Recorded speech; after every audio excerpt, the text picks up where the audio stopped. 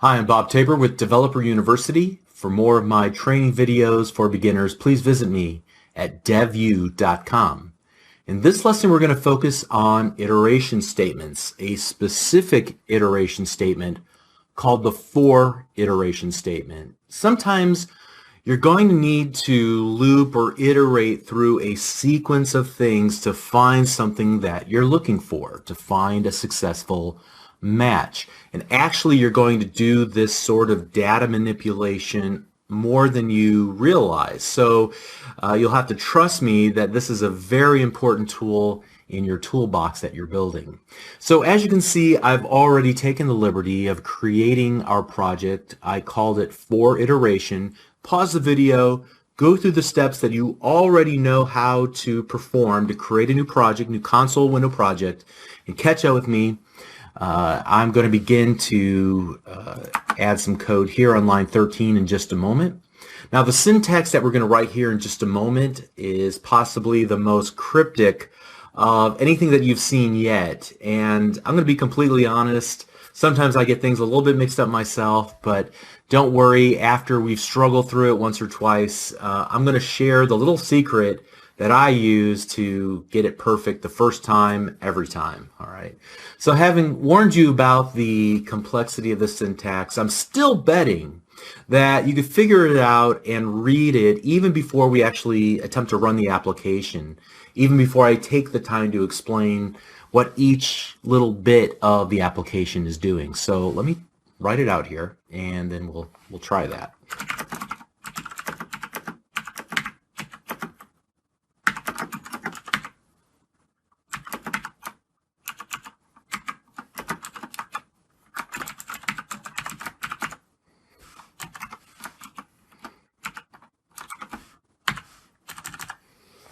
Okay, very simple, at least very compact section of code here. Actually, you need one more line of code, right? Console.readline. There we go. Now we're ready for action. Okay, so what do you think that this code does? Okay, got a theory in mind? Well, let's go ahead and run the application and see if your theory is true. All right, you can see that we have a list of numbers from 0 to 9, and then we can hit enter to continue on. So we're using C# to execute this little block of code right here until a certain condition is true, at which point we will stop executing that line of code and continue on to line number 17. So this for statement says that we should begin by declaring a variable. We're going to call it I. We could call it anything we want to. And we're going to initialize its value to 0. Now, as long as I is less than 10, we're going to continue to execute the code below it in our code block defined by our curly braces. Each time that we iterate through, we'll increment the value of I by 1.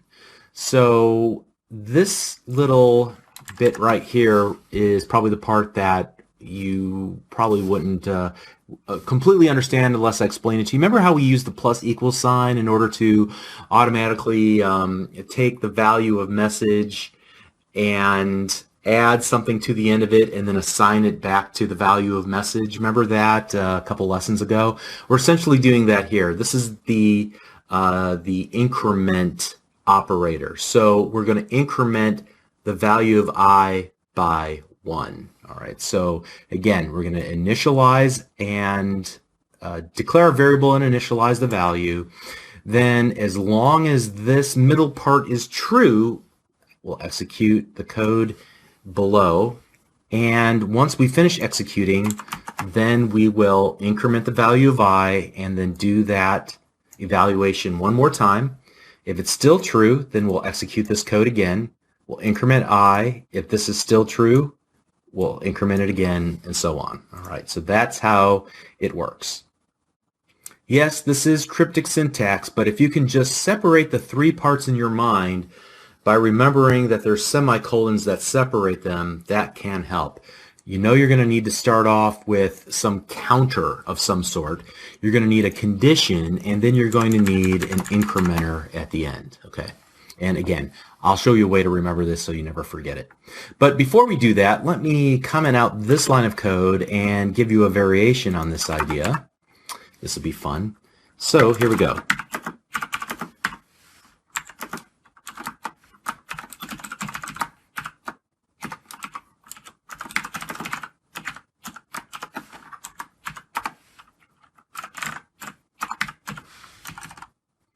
So you can see that I simply added inside of our code block for the for iteration statement another if statement with its own code block inside of it. And here we're checking the current value of I. And once we find something we're looking for where I is equal to 7, then what? We'll perform this code. What does this code do? Well, this part's obvious, but this break statement may not be so obvious. You use the break to bust out of or break out of the for iterations. So we're going to make it to the value where I is 7, and then we're going to hit the break statement, and then we'll continue on to line number 23. Let's see it in action. It's not going to look all that exciting, but I got an idea. All right, it found 7, and it pretty much finished, right? I have an idea. Why don't we watch this execute line by line? And to do that, we'll use the debugging tools inside of Visual Studio, which we have not even talked about up to this point, and yet is probably one of the most important features of using Visual Studio, as opposed to just using a text editor and a command line compiler. To make this work, what I'm going to do is actually set a breakpoint here on this line of code. Now, how did I do that? I just went to this leftmost column and I clicked in the column, in that gray column, and it created a little red dot, and off to the right hand side you see that that whole line of code is outlined in red. Now there are, truth be told, a number of different ways to set a breakpoint.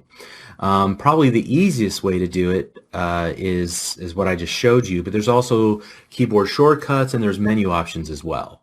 So for example, with my blinking cursor on line number 16, I'll go to the debug window and I'll select toggle breakpoint. If we look over to the right hand side, you can also see that the F9 key will accomplish the same thing. Great. All right, so now let's go ahead and run the application and see what happens. All right, so immediately the application pops up, but before anything can be printed out to the console window, notice that we have paused the execution of our code, and we're paused right here on this breakpoint. Now at this point, what I can do is I can do a lot of cool things. First of all, I can see what my local variables values are currently.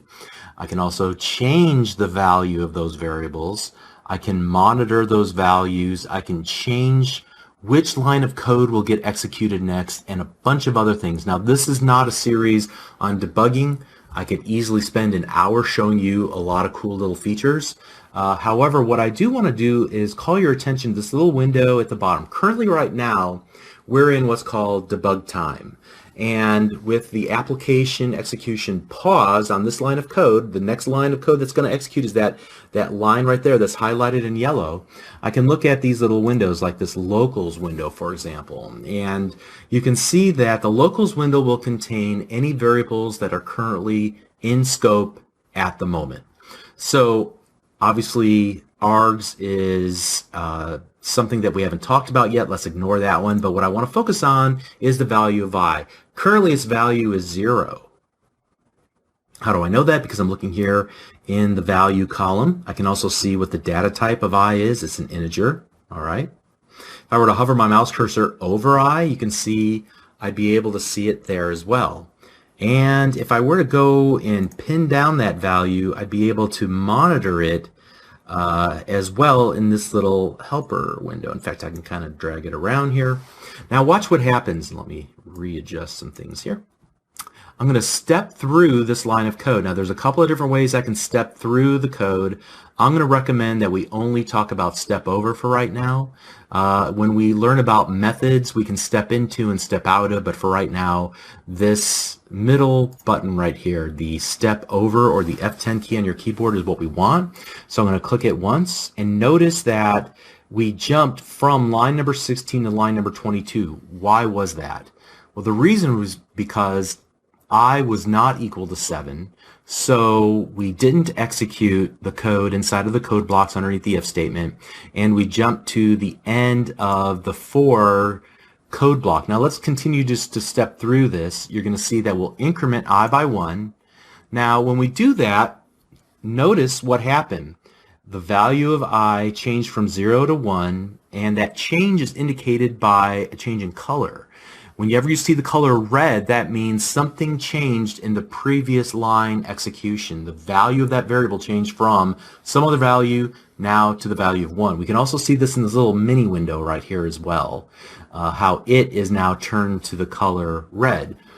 Now that we've incremented, we're going to do the next check to see, is I still less than 10?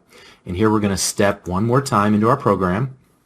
Here we're going to step and into line 14, which opens up our code block, and we'll do another assessment. Is I currently the value of 1 equal to 7? No. So we'll jump out of that if block and continue on. And we can just continue through this exercise until we reach where I is equal to 7. Now, truth be told, I don't have to keep hitting the step over button. I can just use this continue button, and this will just keep bringing me right back to the breakpoint. This basically says continue running until you hit another breakpoint. And so here at this point now, I see that my I is equal to 7, and that's what I'm checking for. So things should get interesting right now. I'm going to go back to start stepping line by line through my code, and here's where I hit the console.write line, and if I look now on screen, it actually did write that to the console window. And now I'm going to step through the next line of code, and notice that it jumped out from the break statement outside to line number 23, outside of the for statement, to the console.read line. We can hit continue from that point on. Our application is still running until we hit the enter key on the keyboard, and then we've exited out. All right, very cool. Now you may have found it laborious to step through a number of times or even hit the continue button a number of times until we found just the right condition. So what we can do is make this breakpoint into a conditional breakpoint. So to do that, I'm going to hover over the little red stop sign, I guess you could call it, in the leftmost column, and I'm going to click this settings. And here, this will open up a little breakpoint settings window right in line in my code. It pushed all the other code down. Notice that it goes from line 16 here to line 17 way below it. And I'm going to add a condition. And whenever this expression, a conditional expression, is true, then we'll break at that point. So in our case, when I is in fact equal to 7, then we'll break on that breakpoint. Okay? You can see that when I hit enter on my keyboard, it's saved, and now I can close this. You can see that the little icon changed from just a red stop sign to having a white plus symbol inside of it. So now when we run the application, notice that I is 7 and that I is 7, our little window here, before we even stopped into our breakpoint. And now we can continue stepping line by line through our code and continue on, right? And we got our result, and we can continue on. Okay, great. So again, I could spend an entire hour just showing you other cool little features that will help you debug your applications, but understanding how to set a breakpoint, how to run your application to a breakpoint, how to step through line by line, and then how to resume, at least resume temporarily or continue by using the continue button. Those are the key concepts in debugging, all right, using the Visual Studio Debugger. Now, let's go ahead and turn off this breakpoint. From now on, what I want to do is just eliminate it. I can do that in one of two ways. To completely turn it off, I can just click on it, it'll go away. Or I can temporarily disable it by using this little icon that was next to the gear that we clicked earlier. And now you can see there's a little outline in the leftmost column and an outline around the line of code that had the breakpoint, but no longer are we actually going to break on that line. Okay, great. So let's do this. Underneath the for statement from before, but above the console.read line, I want to do what I promised you at the very outset, which was show you a foolproof way that you can get the syntax right for a 4-iteration statement, and truth be told, for just about anything else, by using a little secret code snippets. Okay, it's not that much of a secret, but you probably didn't know about it, did you? Okay. All right, so to do this, it's really easy. If you can remember, I need a 4-iteration statement. Just type in the word for. You'll see that it pops up in the IntelliSense. And if you look after the IntelliSense pops up a little message to the right there, code snippet for loop, note, tab twice to insert the for snippet. All right, let's do it. Tab, tab. Bam, and there we go. And notice that it went ahead and pretty much set it all up, although there are some parts that we're going to have to change, like, for example, the length.